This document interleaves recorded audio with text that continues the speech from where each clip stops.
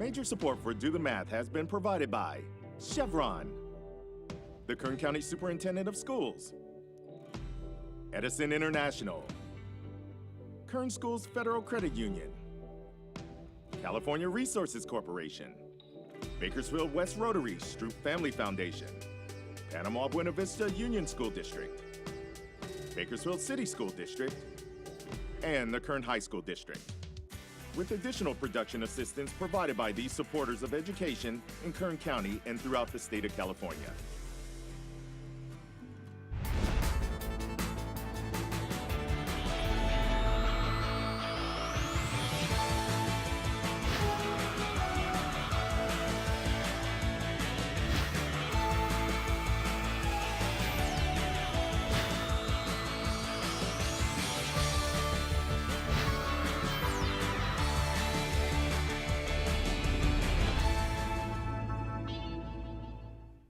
Well, good afternoon and welcome to Do the Math. I'm Michael. In studio with me right now, I've got Nathaniel. And how are you today? Good. Why don't you let everybody know where you go to school and what grade you're in? I'm in 6th grade and I go to Douglas J. Miller Elementary. So Miller is a pretty new school, isn't it? Yes, established in 2009. Okay, so and how long have you been there? Have you been there the whole time?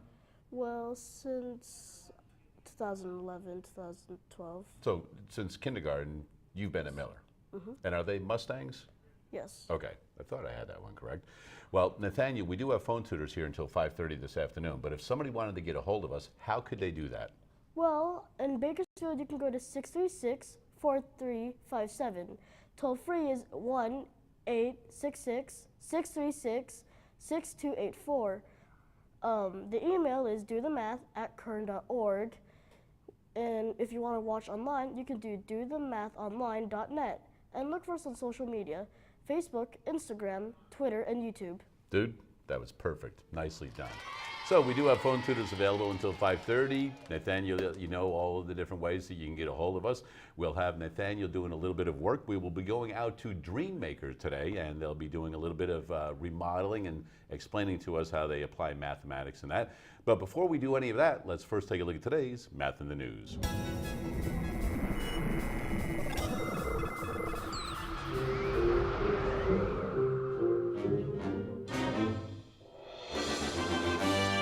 All right, today's Math in the News has to do with one of our favorite topics here in the studio, and that is food.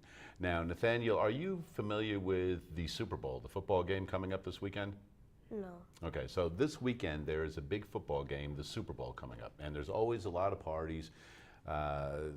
People get together at restaurants and they go to houses and things like that, and they always eat a lot of different foods. Now, do you like pizza at all? Yes, I do like pizza. You like pizza? So do I. I like pizza a lot. Do you have a favorite type of pizza? Like, do you have any favorite toppings, or do you just like it plain? I like it plain. You like it plain? I like it too like that, but I put a little hot pepper on there and stuff like that once in a while. So anyway, one of the things that came out the other day was an ad, and they were talking about, because a lot of pizza places will have specials for the Super Bowl. And they'll say, hey, you can get 2 pizzas, like let's say 2 pizzas, $8.99 each, instead of getting 1 extra large at maybe $12.99. All right. Have you ever seen commercials and stuff like that for these kinds of things? All right. So here's an illustration right here. So we can see that if you get 1 large pizza, and to do the area of a circle. Now, have you ever studied circles in class yet, as far as figuring out the areas of them and things like that? No. Not yet? Well, you're in 6th grade, and I'm pretty sure you're going to this year, probably in March, when it's Pi Day. Have you ever heard of pi, the mathematical term 3.14? Yes, I have had some experience with it, but I never really studied it. Okay. So you've kind of got an idea what it is, right? Mm-hmm. Okay. So if you want to figure out the area of a circle, you go pi r squared. And we can see right here that we have pi r squared. So here is pi, which is 3.14. The radius, which is half the diameter, and then we're going to square it. So if we take 18 divided by 2, what's 18 divided by 2? 9. 9. And if we go 9 squared, what is that? 9 times 9. And that is? 81. 81. And if we go 3.14 times 81, that will get us approximately 254 square inches of pizza. All right? Now that seems like a pretty good pie, right? Yeah. Now some people go, well, you know what? I would rather get the 2 pizzas at a lower cost, right? Yes. Thinking I'm going to get more pizza because I have 2 pizzas. Well, if you use the same formula, we're going to go 12 divided by 2 is 6. Square that, Which is 36. which is 36.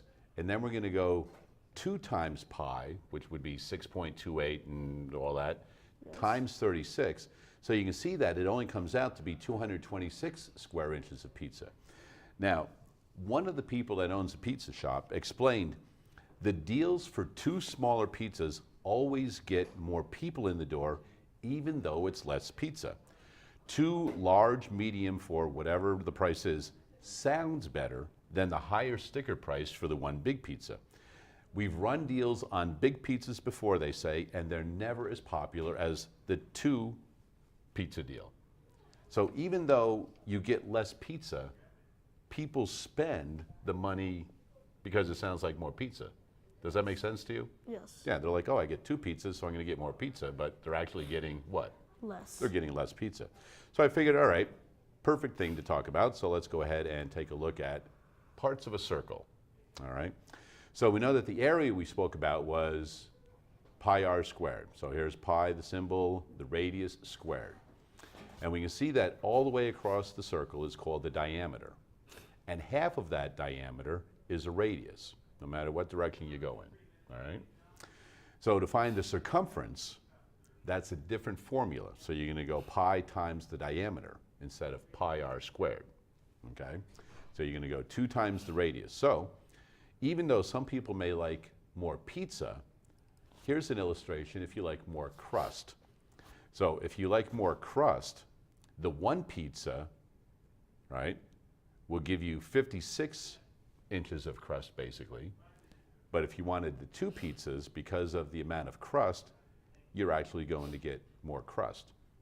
So would you rather have more pizza or more crust? Well, in my opinion, I would have more pizza. So would I. I would rather have more pizza also. But anyway, and that is today's Math in the News. 636-4357 is the phone number. We do have phone tutors available until 5:30 this afternoon, as we do most Tuesdays and Wednesdays throughout the regular school year. We have a moment or so we're going to have Nathaniel work on one of the problems that he's been working on during the season. So why don't you head on over to the board, and we're going to give you an equation to work on, okay? So write this nice and large, but not so large where you can't reach it, all right? So we're going to go 16n plus 3 plus 4n is equal to 103. And if you would be so kind, Nathaniel, as you're doing that, explain to me what you're doing with every step. So first, I would combine the like terms, which is 16n and 4n. 16n plus 4n is 20n. Now, why couldn't we put the 3 there also? Because 3 doesn't have an n, and because n is basically a variable for a missing number, it would be 16 times n. Right. Perfect. So keep on going. Then so it would be 20n plus 3 equals 103. And then I would get rid of the smallest number, which is 3. So first I would subtract 3 from each side. So 3 minus 3 is 0. 103 minus 3 is 100. All right, and I'm going to move the screen a little bit for you so you have some more room right there. So now it's 20n equals 100. And because we're now in the last part of the equation, I will divide both sides by 20, because that is the smallest number, as I discussed earlier here. So 20n divided by 20 is 1, which would just be n. Right. 20 divided by Well, 100 divided by 20 would be 5. Put our equality sign, and here we have n equals 5. Now, how could you check that to make sure? Because you got n equals 5, it seems like everything worked perfectly. How can you check that to make sure that it actually works? Well, since I figured out that n is 5, I would, to evaluate it, to make sure it's right, every n I see will be replaced by a 5. So 16n would be really 16 times 5, which would be 80. Plus 3 plus 4n, which would be 4 times 5, which is 20. So plus 20. I would first add the biggest numbers to make it easier. So that would be 80 plus 20, which would be 100. Plus 3 would equal 103. There you go. We know 103 equals 103. So nicely done. Well done on that, Nathaniel. Hey, we do have phone tutors available until 5:30 this afternoon. We do have an opportunity right now to go visit Scott. He's at Dreammaker. We'll see what's going on.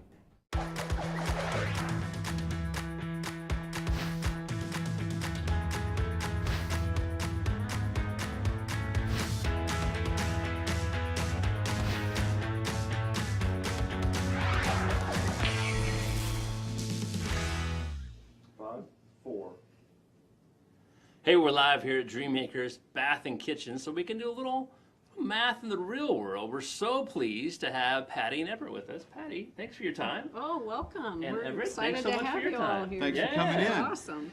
Tell us a little bit about this place. How long has Dreammaker's been open here in Bakersfield? We have been in this location open for 16 years. Okay. We're actually a franchise All right. company, Yeah. but Everett has been remodeling since 1983 in Kern County. Oh, all right. So definitely got some experience there. So what were you before you were with this franchise? I was a general contractor building houses, remodeling everything in sight, and on Yeah. the East Coast I was building things like the Chesapeake Bay Bridge Tunnel and high-rise buildings, and Whoa. having just a good time with all the things that you can do in construction. Yeah. And seeing things as a young man I didn't think I was ever going to see. Right. And there's so many things that you can do in construction, right? So how in the world did you get interested in that and end up building part of a bridge? How did you start in the trades? After high school, I wasn't sure what I was going to do. I did a variety of things, and then as things turned out, I actually had a business early in life, in the restaurant business, and then I had a friend of mine tell me that I could get paid $2.50 an hour for digging ditches, and I thought, what a deal, no responsibility. There you go. So I took the job, and I liked construction right away, and then they asked me would I like to be a carpenter's apprentice and go to a union apprenticeship program in the evenings, and I said, sure, let's do it. So for 4 years I studied in the evenings and went to classes in the evenings, and then 4 years later I got a certificate as a certified journeyman union carpenter, which is really great because college isn't for everyone, and I wasn't one of those people. And I like to work with my hands, and I enjoyed the math side of it. And the math is a very important side to all of this. Right. Because you could put the building in the wrong location or the wrong size. There's a lot of things you could do wrong. So anyway, it's a good program, and I encourage young people to think about college and trade programs. Right. And it sounds to me like just because you made that decision to go into the trades, that did not stifle your studies. You had to do a lot of work to learn how to do that trade. There's a whole lot of study that goes behind it because if the math isn't right, if you don't study up, then you can really make some big mistakes and cost either yourself or your company a lot of money, right? That's right. Oh, absolutely. I mean, calculations are everything. So when Yeah. engineers are calculating a bridge, if those numbers aren't right, we better not drive across it. Right. And it's the same thing with building a home. He had to calculate how to stack a roof so it could hold the weight so the house, is protected. So, yeah, it was an interesting 4 years for you, wasn't it? It's good. Yeah. And basically the same math principles are carry on through everything in the trades. They're generally pretty basic unless you get into high engineering, and that was above me, but I knew what the engineers wanted, so that was the part I was able to build. Right, yeah. So, okay, let's take a real basic scenario. Customer's going to come and see you and say, We have a bathroom that's functional, but we'd really like to make it a little bit better. Can you tell us some of the first 2 or 3 things, first 2 or 3 parts of that conversation that are going to happen with that customer that they really need to consider? What are the things that you're going to talk to them when you first sit down with them? Well, the first thing is I want to find out what's bothering them. Yeah, that's a good question. What is the right. biggest problem you're having here? Why did you come to our business? What did you want us to help solve in your life? So then the other thing is, if they come in and they're at a very young age, they're usually wanting the cosmetics done. But if they come in at my age, or maybe a little bit younger, a little bit older, they might be very interested in safe bathing. So the way that works is that I need to find out how safe it's going to be in that bathroom for that person, and what are we going to be doing to facilitate their needs. So for what we do, it's very important to know the issues they're trying to solve. Yeah. And that's pretty much it. So that we want to find that out, and then we get into the aspects of, is it going to be a new vanity? Is it going to be a tub or a shower? What size they need? So we want to allocate the space. Well, allocating space has to do with measurements, and measurements has to do with math. So we basically take that bathroom, the square footage or the footprint or the floor plan of that room, and if we tear it all out, it's a blank canvas. So now we can create whatever they need from that point. Yeah, with that math. totally makes sense. And so since you're remodeling, you have a fixed space and you have to work within that space. Now, what I really like to hear you say is you're going to ask questions, which we always encourage our math students to do, and you're going to try to solve problems, right? Yes. You're going to see what is the problem, how do we go about it, how do we take the aspects of that problem and use them in order to formulate a solution. So we want to talk a little bit more about that when we come back, because there's a whole lot more to remodeling and there's a whole lot more math to do. But we also know there's some more math to do back in the studio. And there's always more math to do back in the studio. Right now, we've got Nathaniel in studio with us, a 6th grade student from Miller Elementary. We've got April in studio with us right now. Hello. How's things going? Good. Busy. Good. Well, you know what? We've got a pro here with us, Nathaniel, help I get the show going and see. things like that. I'm excited. So let's take a look under the camera right here. We'll see one of the things that Nathaniel was working on. So he says, what are the terms and coefficients of the expression? So we see number 4 and 5 right there. So Nathaniel, just kind of talk us through this, the terms and coefficients, what the difference is between those. Well, terms are basically whatever's in the equation. So in this equation, number 4, there are 3 terms: 4x, xy, and then 4. Coefficients are what comes before multiplying, which would be 4. The reason why x wouldn't be is because it's a variable itself. Coefficient has to be a non-variable that comes before a variable when Right. multiplying. Perfect. So what about number 5? Well, number 5, the terms, there are 4: 7x, xy, 1, and 17. And like number 4, there's only one coefficient, which is 7, because it is a non-variable. In front of that variable x. Yes. Right, so nicely done. So we just wanted to give some kids a little bit of background on that right now real quick. So I just have a quick question. If we could go back to the camera. Can you explain why on 4 and or 5, why 4 is not a coefficient, or 17? Let's talk about 17 and number 5. Why is 17 not a coefficient? Well, first, a coefficient has to be a number that becomes a variable that's multiplying it. As we know, 4x would basically be 4 times x. Same thing with 7x. 7 parentheses x would be 7x2, or 4.x would be 7x. Well, in number 4 and 5, in 5 really, 17 isn't really multiplied by anything. It's just by itself. Okay. Very So there nicely you go. done. Yeah. So let's go ahead and we'll take a look at one of his other problems, and we'll just zoom in on this one, number 5. So if you guys want to go ahead and you can write this up on the board, so you guys can head over to the board. Let's go, Nathaniel. So we've got 2x squared So you're going to write as he. plus 5x minus 1 is equal to 0. So what kind of equation is this? Well, it's quadratic, which means we can do it by completing the square and doing the quadratic formula. So It's equal to 0, so we have to find solutions. How many solutions will there be for this quadratic equation? Well, I haven't really focused on having to solve one. Okay, but you can plug into the quadratic formula? Yes. Okay, can you write over here for me what the quadratic formula is? And we're going to use the quadratic formula to find solutions. So the quadratic formula would be x equals negative b plus or minus, which is a new term I learned this year, Very nice. the square root of b squared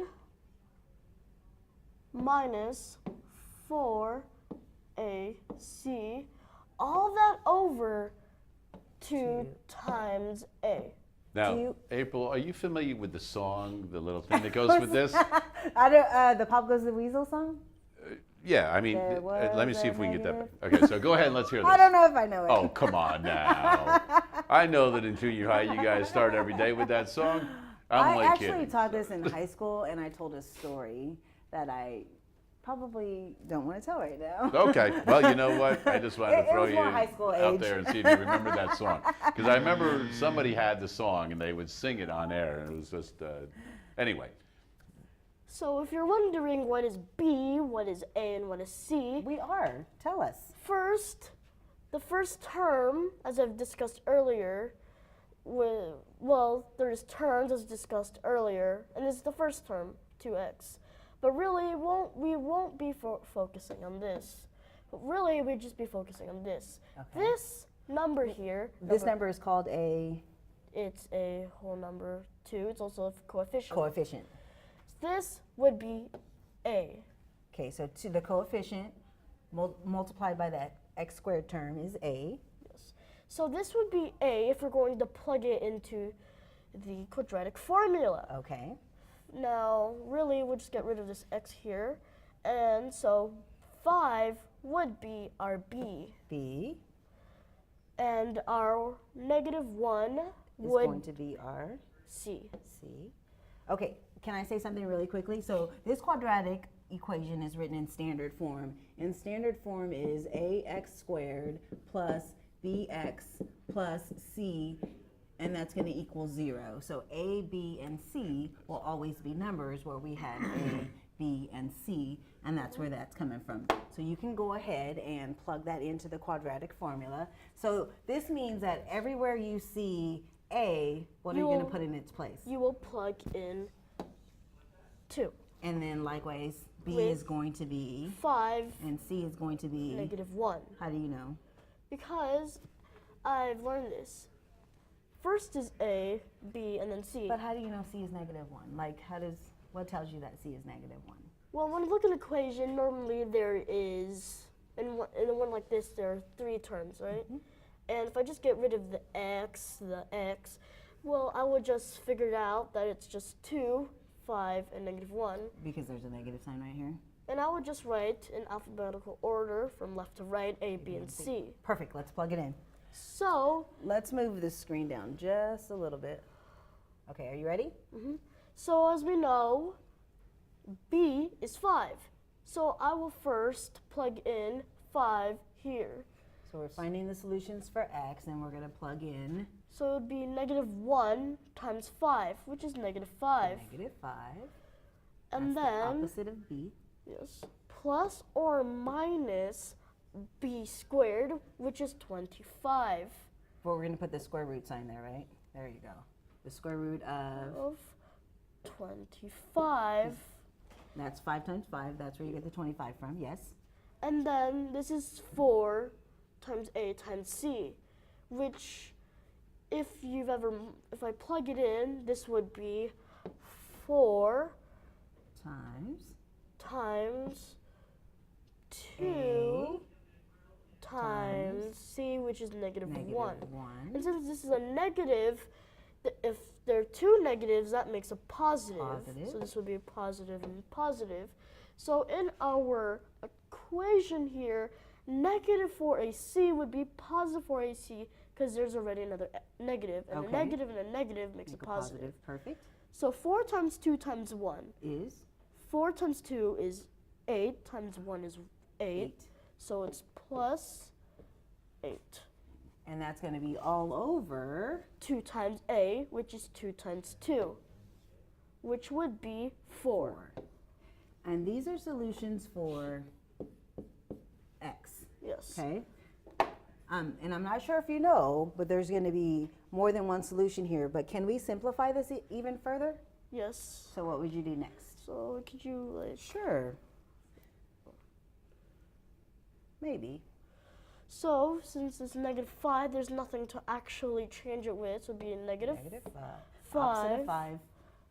plus or minus Plus or this- minus. the square root of 25 plus 8. 25 plus 8, if you know your math facts, would be 33. Yes, I So do know this my is- math facts. And yes, it is 33.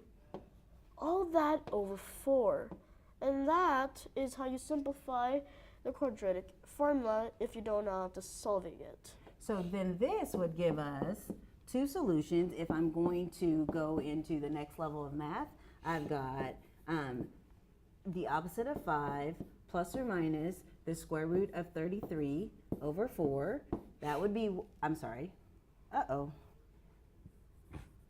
plus, or I would have the opposite of 5 minus the square root of 33 over 4. And that's why the plus or minus is there, because you have to have a positive and a negative, and that would be your 2 solutions. There you go. Nicely done. Great work right there, Nathaniel. And for that great work, we are going to be sending you to our friends over at Grill & Burger. You'll be able to enjoy a meal of your choice from anything on the menu. So we do hope you have an opportunity to go over there and enjoy that. We do have phone tutors available until 5:30. We'll work with Nathaniel a little more. We'll go out to Dreammakers once again, but we'll do it all right after this.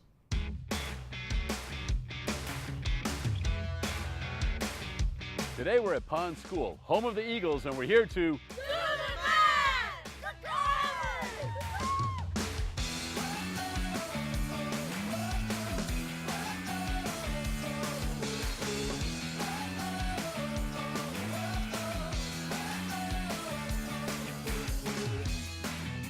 All right, today we're at Pond School. We've got some 7th and 8th grade students ready to do some math activities. You guys all set? Yes. All right, here you go. You've got scissors in front of you, and I'm just going to give you, these are the same things. They're just different colors, so that way you don't mix up the pieces when you cut them apart, all right? So what is this that you guys are looking at? Tangram, right? Have you guys ever used tans before, made a tangram? Some of you have, right? Okay, so what I want you to do is you're going to take the scissors, and you, first of all, what you're going to do is you're going to cut out the large square. All right, so cut out the large square first. All right, do that. So cut out the large square, the scraps, just put off to the side. Once you're through cutting out the large square, cut out the individual pieces. All right, there will be 7 individual pieces that you'll cut out. So at this point, just get the thing cut up. All right, then I'll tell you what we're going to do.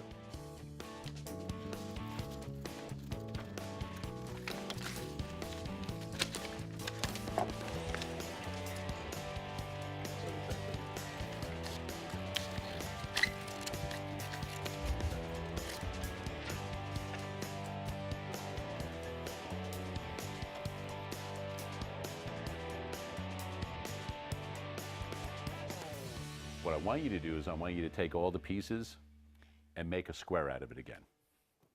All right, so see if you can make a square out of that again. Now that you've cut them all up, see if you can put it back together the way it was. It doesn't have to be exactly the way it was, because there are different ways that you can make the square.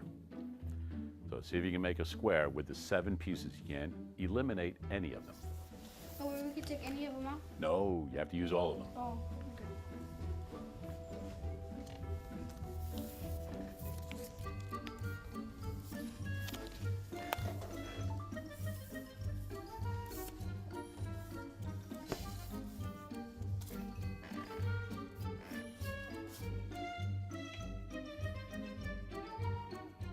You were close.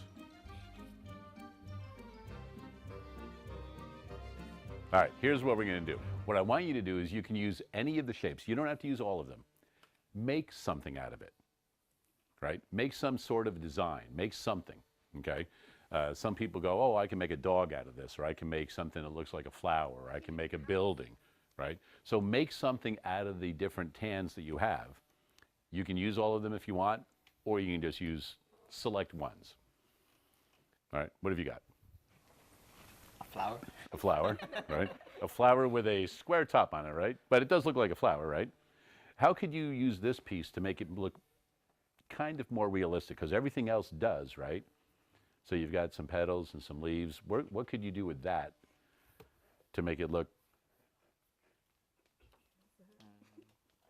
So if you move this, so this is just an idea. What if we put this underneath that so that that is like the center? You see what I'm saying? And it comes out. So that's something you can do, right? What have you got? I'm just gonna say a tree. It does look like a tree, so well done. Has anybody else made something yet? We draw a dog with a hat. A dog with a hat. There you go. Do you have a dog? Oh yeah. Do you ever put a hat on him? When I want to play with him. Something to try. All right. So there we are right now, just working on making some different shapes, and we'll see if any of the 7th and 8th graders can actually make the square once again, make a tangram.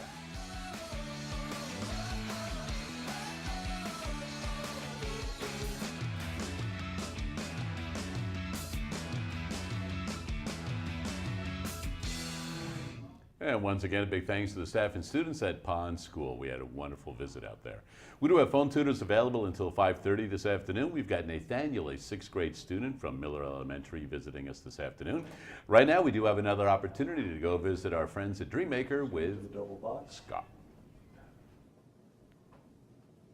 Hey, thanks. We're back live here at Dreammaker, Bath and Kitchen remodeling place, and we want to talk a little bit more about how this whole process goes about and what kind of math we need to talk about.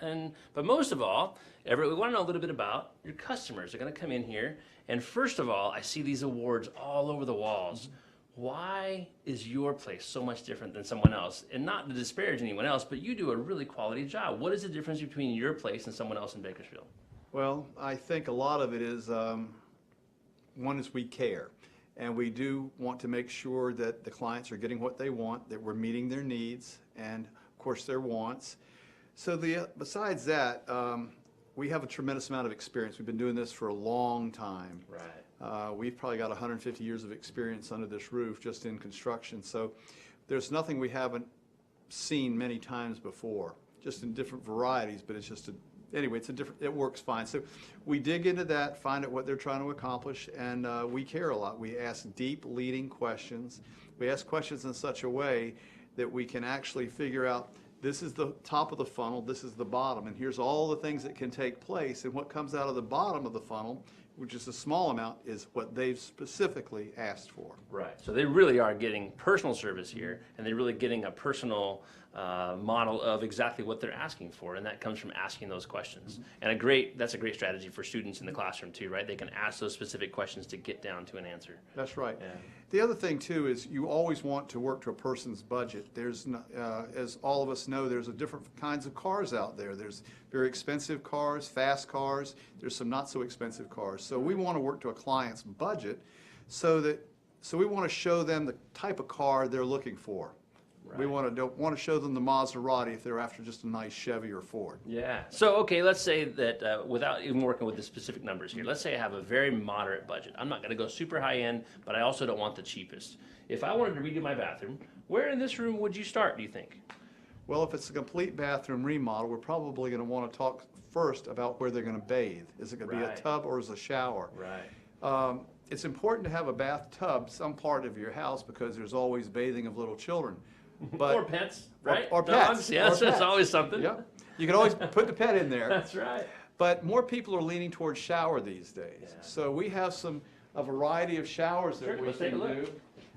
This particular shower replaces a 60-inch a number, 60-inch by 30-inch bathtub with a left-hand drain. Right. So you might have a situation where grandma is going to come to live with you and she can't hurdle the side of the tub. So we're going to pull that old tub out and the old tile and we're going to replace it with this. Yeah. Now this product comes out of Boise, Idaho, and they're engineered by some fine German engineers. These without caulking will not leak, and they have a 30-year warranty. So this is a great product. So they are, so somebody had to engineer this. So engineering again is math. Yeah. So you see the exterior of the panel, a fiberglass back, an interior of engineered plywood. Oh, A full sheet of plywood would warp. right. So these are specific sizes that interlock together. Then they put a gel coat on the top, and that's where you get your 30-year warranty. Right. So that's just one product. And I'm sure when you talk to customers about warranties, right, you talk to them about the long-term longevity of whatever product that they're getting.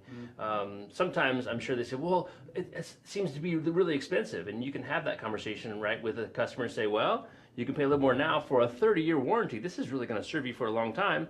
Or you can start making repairs on some cheaper stuff in 5 years. And That's right. So let's talk about the math side of that. Yeah, that's right. So let's suppose the one that's not going to last but 5 years costs, say, $5,000. Well, that's $1,000 a year, but it's worn out in 5 years. Yeah. But what if you paid $10,000 for one that lasts 30 years? $300 a year, is that right? Right, Something like yeah, that? yeah, a lot So very different. inexpensive to have that nice new shower that's going to take care of your grandmother for years to come. Yeah, and a really important conversation to have to make sure that customer knows exactly what they're getting and you're answering their questions, right? This isn't your bathroom, this is the customer's bathroom, and you have to figure out what they want specifically. That's right. And I think it's important, since we're talking about math, to understand that this particular company, they only make specific sizes. They might make a 36 wide by 36 deep, or they might make a 36 by 42, or they might make them 42s, 60s, 72s, whatever they might be, but they're specific sizes. Where this company right here, even though we're showing a variety of colors, I custom draw what they want their shower to be of any size. And then whatever I draw, they manufacture. So there's no size they cannot do. Right, right. But now, as far as cost economy, which the clients are always concerned about, this product lasts forever. There's nothing to go wrong. It has a forever warranty. Wow, now that's definitely something we want to ask questions about. That's fantastic. Yeah. And it's specific, made to a specific space, right? That's what Right, it sounds like. right. So if you wanted this to be 8 feet across instead of 5 feet, you want it to be 4 feet out instead of 3 feet, I draw it, design it, Right. make my drawing, ship it off to them with all the dimensions. They ship back the price, Yeah. then they ship back the product. Look at that. And it sounds like it's really specific to that individual Oh, it customer. is. So all those questions, super, super important to be able to ask. And I know that as we go about solving math problems, it's the same way. We've got to ask questions and know exactly what we want, exactly what we're looking for in a specific problem, and being able to have that hourglass or that funnel go all the way down to a solution at the bottom. We'll do a little bit more, maybe even look at some blueprints when we come back. But right now we got some more problems to do back in the studio. All right, thanks for that, Scott. Hey, we do have phone tutors available until 5:30 right now. We're going to keep Nathaniel moving, and we're going to learn a little bit about factoring right now. You ready? Yep. All right, head on over to the board with April, and we'll let you guys start working on this. Okay, so first of all, let's solve this quadratic equation by, do you know why it's called a quadratic equation? Did we discuss that? No. Okay, it's called quadratic because the x is squared, it's to the second power, and that's what makes it a quadratic equation, and it's the first term that leads the entire equation, so that's why it's quadratic. Okay, so go ahead and pick up a pen. Let's solve this quadratic formula over here, or this quadratic equation, the way that you know how, using the quadratic formula. So this would be A, B, and C. Okay, and in this situation, what would A be if A can't be the variable? X is an unknown number, but basically X would be 1 times something. Okay, So discretely, there's a 1. okay, so we're going to use 1 for A. Okay, so go ahead and let's plug this into the quadratic formula. So as if you've ever been watching earlier, the quadratic formula is X equals negative B plus or minus square root of B squared minus 4 times A times C, all of that over 2 times A. So It reminded me I should have practiced the song during break. so What are we going to use? since B is 12, negative 1 times 12 would be Negative 12. Opposite of b is negative 12.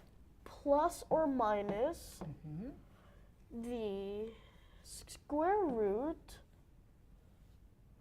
of What squared?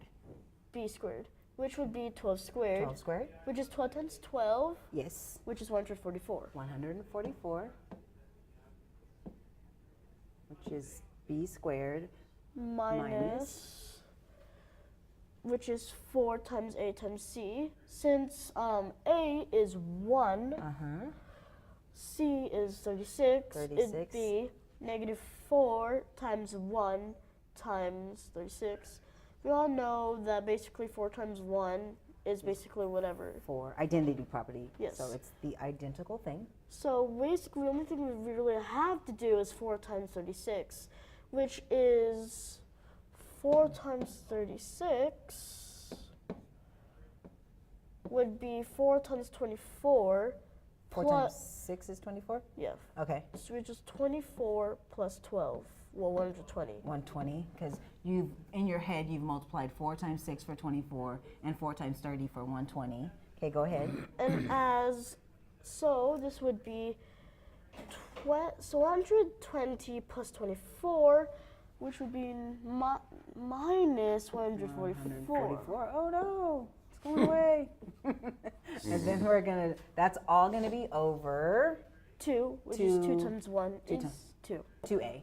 Okay, perfect. So if we simplify this even further, which you can, would be Yes. negative 12 plus or minus, I'll have to fix that there, 0. And since 0 is basically like a perfect square, because 0 times 0 is 0, we don't have to worry about the square root anymore. We Okay, can so just put 0. 144 minus 144 is 0. That would be the square root of 0, and the square root of 0 is 0. Yeah. Yes? So that would be Okay. a perfect square, square. which is 4, A number times itself, right? yes, Okay, all over? 2. Yes. So can we simplify even further? Yes, because this is identity property, even with addition, subtraction, whatever you get will be the same.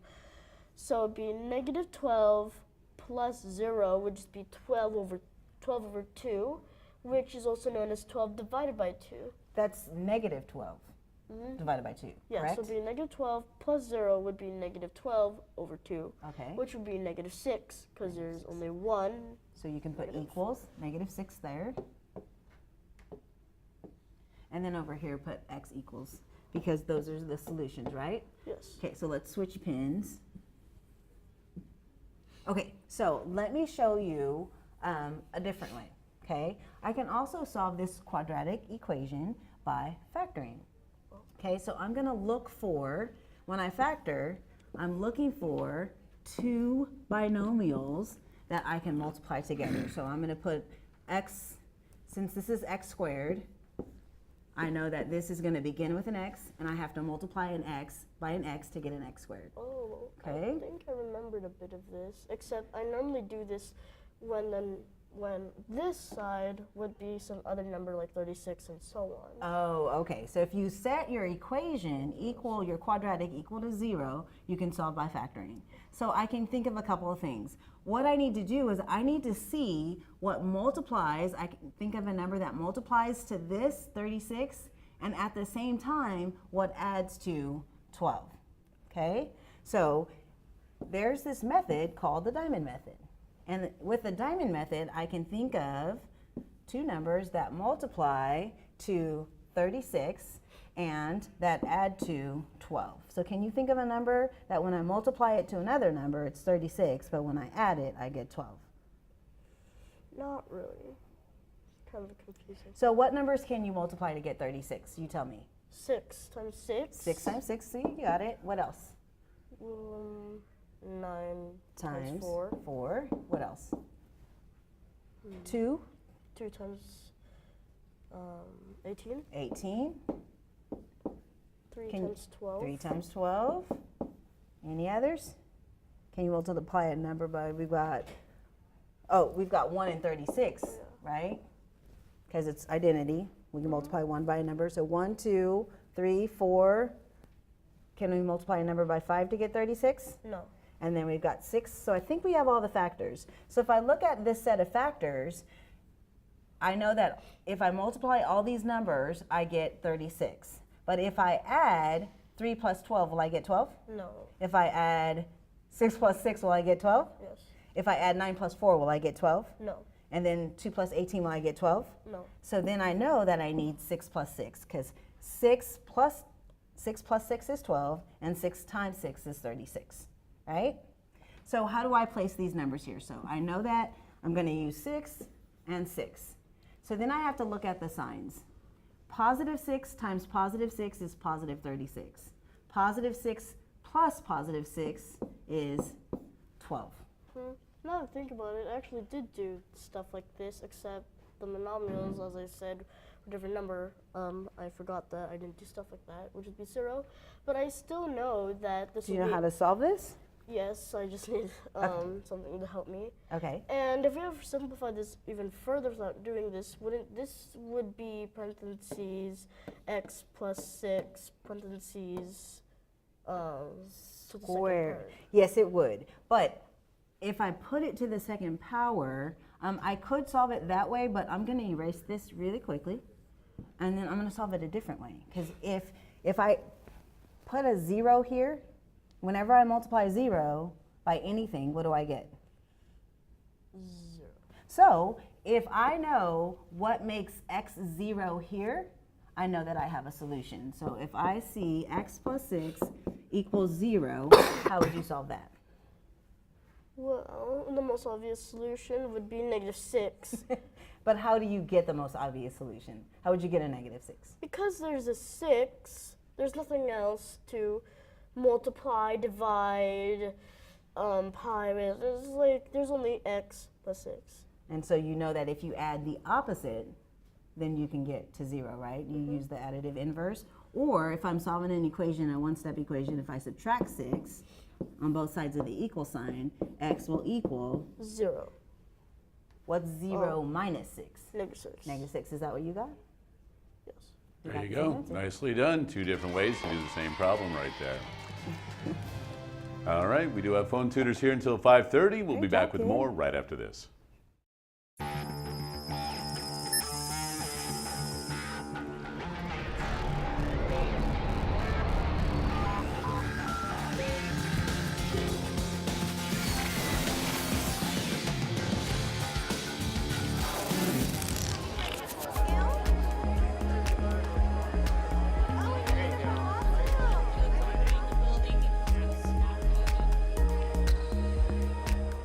This is our second annual Kern County STEM Podium, bringing together educators, students, and business representatives from around Kern County. See, if you create that, it's actually creating some energy.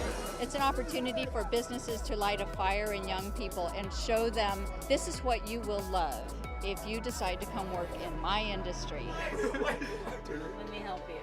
Oh, you're dropping so fast. This is our mobile flight experience. We take this up and down California, Nevada, air shows, high schools, all types of events. A lot of people don't know that there are several universities, about 100 across the country, that actually major in aviation and have flight programs. So we show them how to do that.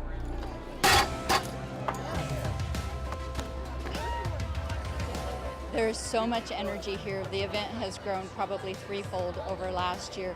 And the reason is schools and teachers see the importance of bringing the students out and giving them the chance to interact with the business community, getting the chance to see what job options are available in Kern County. But this year, we have a lot of younger students than we had last year. When they are as young as even 5 or 6 years old, they're starting to develop their opinions about what they might be interested in doing later in life. Police department has a booth in there for fingerprinting. There's another booth where the kids are building electronic circuits. They're controlling robots with their voice. Just keeping up the hands-on activities. That's something we've really pushed for out in Buttonwillow the last few years. It's all about the hands-on stuff where the kids get to explore and experiment.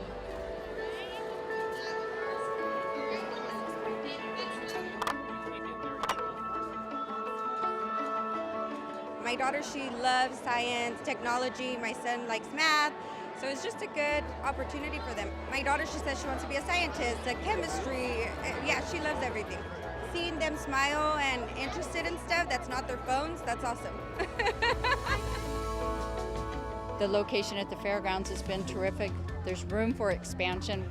None of it would be possible without the partnership of the private businesses and without the school districts sitting at the table, helping us plan the event, and then getting the students here. The people behind the tables that are staffing the booth, they love what they do. You can see it in their eyes, and then they're able to share that and light a fire in the young students, and that synergy is just, that's the best part of the day.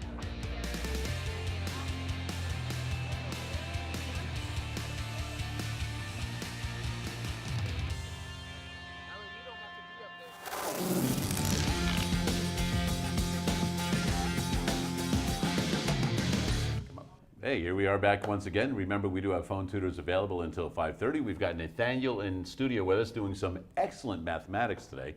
And we do have one more opportunity to head out live to Dreammaker and visit with Scott. Yeah. The pipes right there. Hey, thanks so much. We are so excited to be here doing a little math in the real world. In fact, we were just talking about a plumber, right, and the math that they have to do. Can you finish that story, or maybe start it over again so we can talk a little bit about that? Because I was so interested. There's a lot of math to be doing, even with the plumber, right? Well, typically when a gas line is run to the house that you live in, coming off of the gas meter is a 3/4 inch line. Right. So the interior of that line is 3/4 of an inch. Well, that's typical, works for somebody who has a furnace on the roof. Yeah. They have a hot water heater, maybe a gas stove, and maybe even a gas dryer next Okay. to the washing machine. Right, right. But what if they have an extra large house and they have 3 large heating systems on their roof or on the ground? Yeah. What if they have an extra hot water heater because they've got such a large house? What if for some reason there's a grandma's quarters and she's got her own gas stove and you've got yours? That 3/4 inch line's not going to work. So the plumber has to be able to do the math to calculate the amount of gas that's going to have to be, the size of the pipe that's going to have to be to maintain all of those appliances, so none of the appliances are starved for lack of enough gas to operate correctly. Yeah. So a plumber super. has to be a very smart man to do the job the right way. Right, and sometimes we only think of the angles and stuff that pipes have to go to, but we're talking now about volume and amount of product, whether it's water or gas or whatever it happens to be, right? That's And right. you certainly have electricians need to make sure that you have the right breakers in place and make sure you get enough power to every place that needs it in a house as well, right? That's right. A little bit of thinking. Yeah, a lot of thinking, I think. And so when you go about talking to a client about a new project, you're going to have to figure out what fits there and what size of the product to put in there, right? So, That's right. of course, you knew we were going to talk about measurements. So when you go and measure someone's house and measure some of the things that are there, do you go out and do that, or do they just phone them in? They can just call in, hey, we'll take your word for it. You got to make sure you go do it, right? We do all of our own measuring. Yeah, probably a good idea. We don't trust anybody but ourselves. And we're going to measure twice, not measure once. Right. So we go out to the house, and basically we're looking, as you can see right here, and also up on the screen, these darker lines, those are the walls of the room. And those are the overall dimensions of that room. So you can see in this direction, it's 120 3/8 of an inch, and it's 120 and I believe and a half without my glasses. Yeah, you're right. But this tells us the location of where things are, things that are already in a fixed place, things like where the door is, where the window is, Right. where the plumbing is coming out of the wall. So those measurements, we locate those, and that tells us where we put everything back. We now know the exact location, so our blank canvas now allows us to create whatever we need. So we can figure how many 21-inch cabinets, how many 24s, and do we need some specials. Right. So there's a lot of little things that go into this. And a lot of really, really specific measurements. Like, we're not just talking about round off to the nearest 10. We're talking about down to the nearest 16th of an inch. Correct. And that's really important. Can you tell us a little bit about how that can really affect what products you order and how much material and how much waste you might have if you're off by a half an inch or a quarter of an inch? Well, in what we do, which would be remodeling baths and kitchens, it's better to be a fraction of an inch smaller than a fraction of an inch larger. Okay. Because if the walls are, say, 10 feet and, 0 fractions of an inch, just 10 feet even, and we order cabinets that are 10 feet and 1 inch, then how do we get rid of that 1 inch? We're not going to move the wall, so we want to make sure our measurements are correct. So it's better to be a fraction of an inch smaller, and we can work with that. Right. So measurements are very important. Very important, yeah, and you got to make sure it all fits in there. And then what are some of the questions that you would ask a client if they say, I want all this stuff, and you say, well, the numbers are not going to add up. You're not going to be able to fit all those things in there, right? We talk about function again, maybe you have a product that can substitute for another one instead. Do you have those kind of conversations? We do that, but it rarely happens that way. Usually what they do is they say, this is the bathroom, so we go measure it, and they tell us what their wants and needs are. And so with that, we know how many sinks. Maybe they need 2 sinks, 1 bathtub, 1 shower, and a toilet in a private area behind a door. So we know the things they're trying to accomplish in that space. So it's our job to rearrange everything that works for the way, what their request is to make that bathroom the way they want for the rest of their lives. Right. Right, and of course, with all the choices you have here, they can make decisions. If it's a choice based on price, they can make all kinds of decisions based on the exact color they want, or the exact material they need to use, or whatever it is, and they can maybe make some decisions that way and still get the job done according to what their needs are. That's right. We can make suggestions that keeps them within their budget. Right, right. Yep. And I really like the way that you explained earlier. We're talking a little bit about what is your job as running this place? You're a question asker, right? Yeah, you ask questions. You don't tell people what they want, because then they're not going to have what they want, right? You're going to ask them what they want and be able to make recommendations. It's best to let them know if they're making a mistake, but not to tell them what they want. Yeah, there you go. Okay, so I have to have you see if you can size up our Do the Math tile, if that would maybe fit in the next kitchen you're going to do. Look at that. It will, and that is a 4x4 ceramic. Nice, I like it. We're going to leave this with you. Thanks so much for your time, Everett. Thank you so much. Definitely. We got to see if we can get that in the Look at that. In the montage here somewhere. We're so grateful for your time. There's a whole bunch of math to do in the trades, and certainly when you're remodeling a bath or kitchen, and we were grateful that you got a chance to explain that to us today. This is wonderful. Thank you. You got it. Back to the studio. Thanks for that. Glad to see that Everett could see immediately that was a 4x4 ceramic. Knew that was a nice idea, that he would appreciate that right there. Hey, we do have phone tutors available until 5:30 this afternoon. Now, Nathaniel, if somebody wanted to call us or give us a question, what do they need to do? Well, they can go in Bakersfield. They can call 636-4357. Toll free would be 1-866-636-6284. The Do the Math email is dothemath@kern.org. If you want to watch it live, that's dothemathonline.net. And if you look for Do the Math on social media, you can go to Facebook, Instagram, Twitter, and YouTube. Well, you know what? Excellent job today. You've done some great mathematics, and we're also going to award you with a coupon good for our friends at Chick-fil-A. So hopefully you have an opportunity to go check that out. And you are now our newest ambassador. So do you know what that means? Oh, I got the shirt out. You've already got yours on. Yeah. Do you know what an ambassador is? Yeah, someone that goes for like public stuff. Like Right, so they tell people good things about what they represent, right? So you are an ambassador for Do the Math. So you can tell kids about Do the Math and how they can get some help if they need some help and things like that. And in a couple of years, when you get a little older, we'll put you in one of these shirts so that you can actually work here, because you did some excellent mathematics today. Did you have a fun time? Yes. Well, you were an excellent guest today, so we certainly do appreciate you coming in this afternoon. Hey, you know what? Until we meet again, you continue to do the math.